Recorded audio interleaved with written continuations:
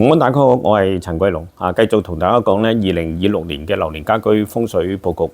我哋嘅講道咧都講晒㗎啦嚇。咁如果你而家先收看嘅話咧，你不妨可以喺之前我個 YouTube 嗰度再揾翻其實我哋八角九宮所有嘅位置究竟要擺乜嘢適當嘅物品啦。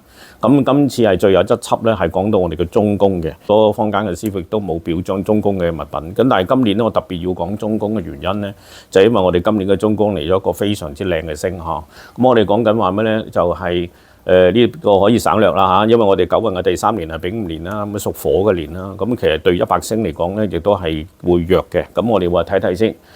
我哋100咧就喺中宮，咁你話中宮即係咩嚟㗎？我陣間再同大家演示下嗰個嘅位置喺邊度嚇。最簡單呵，我哋話唔好將呢個能量咧係置之於不理，係咪啊？我哋話想要去升華佢呢個100星嘅能量，咁100星有咩嘢嘅好處咧？我哋所謂我哋嘅偏財橫財喺九運而論嚇，咁亦都係我哋嘅人緣運啦，係咪啊？咁亦都可能有少少桃花嘅味道嘅星啦。所以話咧，我哋適當去推動佢咧，我哋自己可以將啲能量去自己做選擇啦，係咪？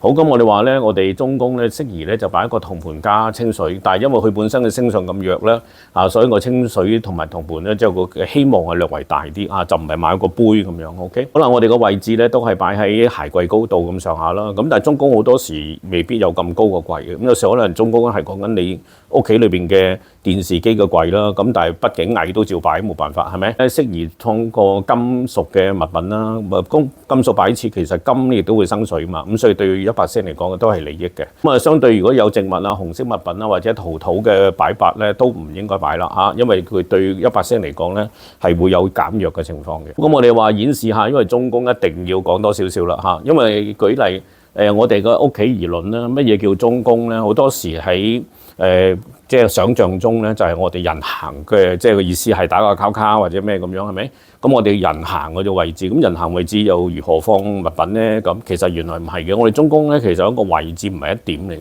所以話咧，如果我哋講緊好似呢一個嘅平面圖而論咧，我哋嘅中宮好多時咧都係我哋嘅走廊嘅左右兩邊呵。我哋話左右嘅左邊係我飯廳或者客廳，或者右邊咧就有啱啱就有個高身櫃啦。咁你可以擺喺即係較為靠近走廊嘅左右兩邊嚇，咁為之中宮。銅盤咧，咁我喺網上揾咗張相咧就。大概係8寸嘅直徑啦，係咪？咁當然你話佢銅就未必係真係銅嘅，咁但係其實個金屬嗰個嘅材質亦都可以生100水嘅，咁銅就更好啦，係咪？